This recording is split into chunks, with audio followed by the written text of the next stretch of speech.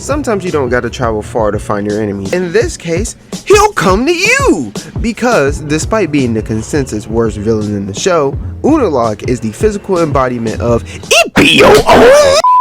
Anyways, this is part 2 of the last video. If you don't know what's going on, you'll figure it out very soon. I didn't plan on this being a part 2, so this might transition awkwardly. Moving on to season 2, yeah, I'm gonna be talking about all the villains in this show, and I'm sorry, I watched this right after I finished My Hero Academia, and I'm not gonna lie, these villains clear all them dog shit My Hero antagonists. They fucking suck!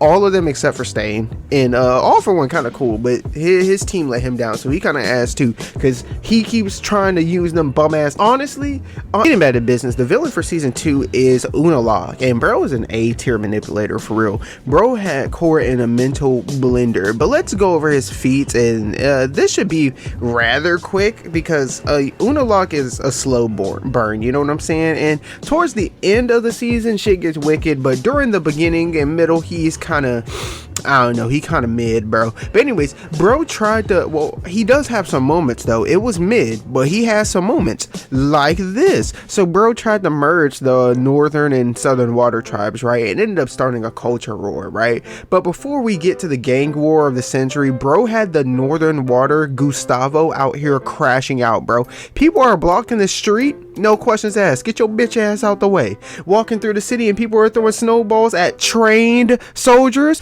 You'd assume that the soldiers keep their composure and keep patrolling, right? It's just a bunch of kids throwing some snowballs, or you know what I'm saying? Or have a life, playfully throw one back. Nope, the Gustavo immediately starts crashing out. They said run the ones, you dusty hillbillies, bro. They immediately tried to start boxing, bro. This is crazy. I'm not gonna lie, Unalaq gets a bonus point for how he got the Yankees out here right now, bro. He got them acting devious, bro. Fast forward, I can't remember exactly what's going on, but someone is kidnapping a motherfucker, right? And Korra is Keith fucking these dudes up right now. The superhero washes 2 of them, but she beats the skittles out of this one nigga with the rope, bro. Shit was crazy.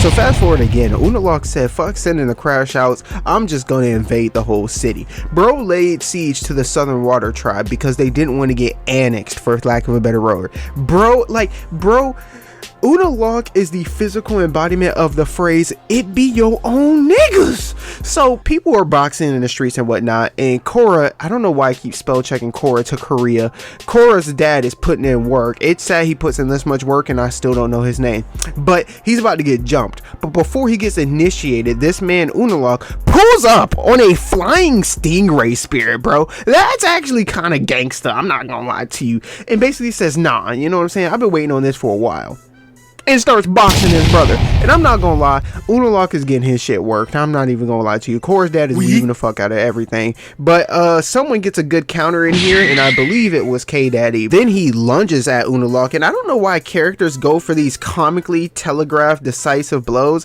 bro. So like, he lunges at Unalaq, and it works! Psych! He catches a water tower to the chest and gets frozen. Like, I don't understand, bro. Like, even when it worked, it didn't work. I've been seeing people doing those crazy overhead fucking attacks for so long, and I've yet to see it work, bro.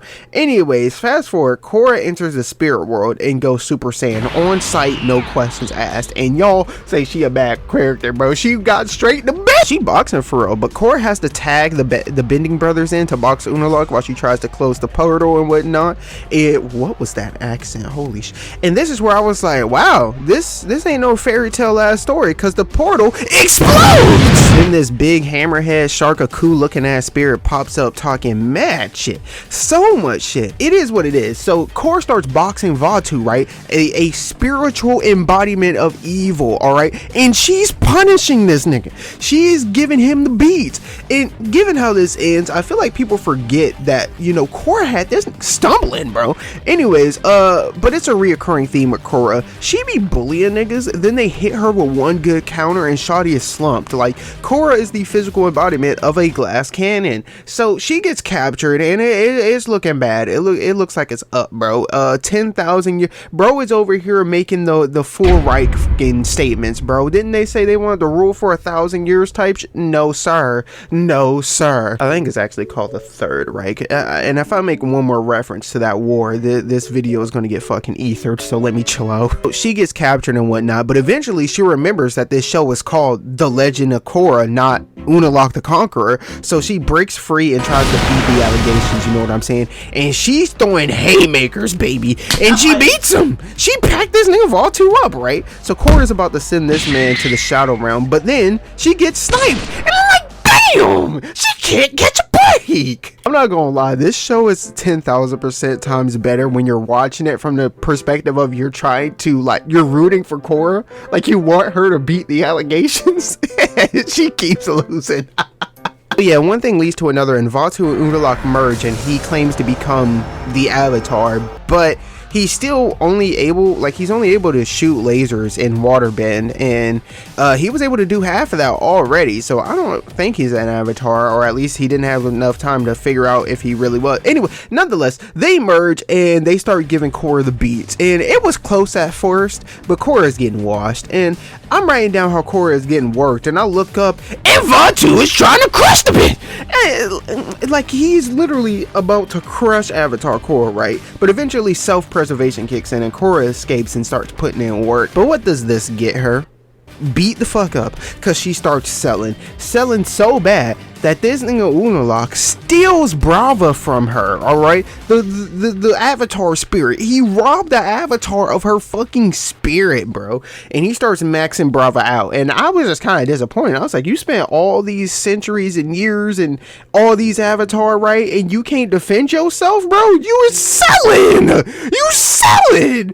Anyway, so yeah, he is murking the previous Avatars. Like, he is literally just eviscerating them, which, I mean, it sounds cool on paper, but they can't defend themselves. Their spirits are protected by this weak ass spirit. Anyways, yeah, at some point during or after this, Korra is being a pessimist and started crying and moping, and I'm like, I don't know who cries more, Korra or Deku. Anyways, so while she's over here having a crisis, Unalaq is just terrorizing the city. And in case you didn't hear me earlier, this man has a laser! So yeah, he's fucking shit up, right? And he destroys the Aang statue, which is just ultimate disrespect, right? That had to have pissed some of you Atla fans off. I mean, I was mad. And I mean, I'm not gonna lie, I love Atla. I ain't even gonna lie to y'all. After some convincing, Korra returns as a massive kaiju. I don't know how the fuck she did this without Brava, but I don't care. Let's get negative. So it's on site, and Korra starts us off with a beam clash, and I'm like, the fuck she get a laser from? Anyways, then Korra blitzes this man and hits him with a flying knee, then hit him with a king grab and tosses his ass, bro. She's out here playing Tekken, right? Then she hits this man with a fucking Superman punch. I have yet to see someone land a Superman punch on someone that wasn't just a insert villain here type of guy, right? Insert antagonist of the episode type of guy, right? Henchman level. Anyways, she tries to steal Brava back, but she gets grabbed, and Korra has the smallest health bar known to fucking man, right? She's a goddamn glass cannon, because she puts in work in every fight she puts in work, but as soon as they touch her back, it's critical, right? Like, it's so bad that Korra be winning the fight. Like, she's literally winning the fight right now. She gets hit once, and this bitch is asleep on camera. Get up! But it's all good, though. You know the main protagonist gets 9 lives per fight, right? So Korra gets up on demon time, and she put a stamp on it, bro. She blitzes his ass, you know what I'm saying? Has bro mesmerized, then she sends his ass to the Shadow Realm, and well, then it's over. And I was like, damn, like, they really just do him like that. She just packs him up and he just disappears like it never happened. Anyways, yeah, Unalaq was a slow burn, but he got lit in the end, right? And I'm not gonna lie, he got bailed out by Vaatu, and I believe his daughters, which is kind of cold, his daughters actually ended up bailing him out too, and then he was finna sacrifice them. Ain't that crazy?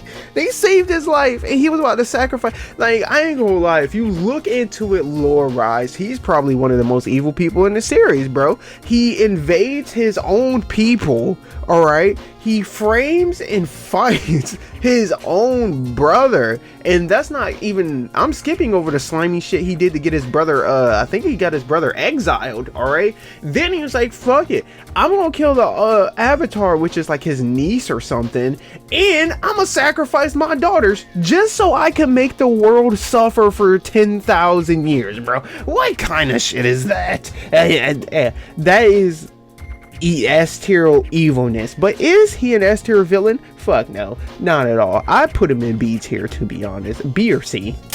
Part 3 is coming as soon as possible. These last 2 chapters are very dense, for lack of a better word. Nonetheless, the hard drive that had my outro on it broke, so I have to remake it or think of a new one. So until then, here's 20 seconds of a random song. Been through a whole lot of night. I've been struggling, yeah, this a feel, bitch. She wanna have some fun. I wanna know how to feel. I wanna know how to feel today. I wanna know how to act around. I wanna know what to say. I'm counting the rest, like, what do you want? Ain't you been through a whole lot of night. I've been struggling, yeah, this a feel.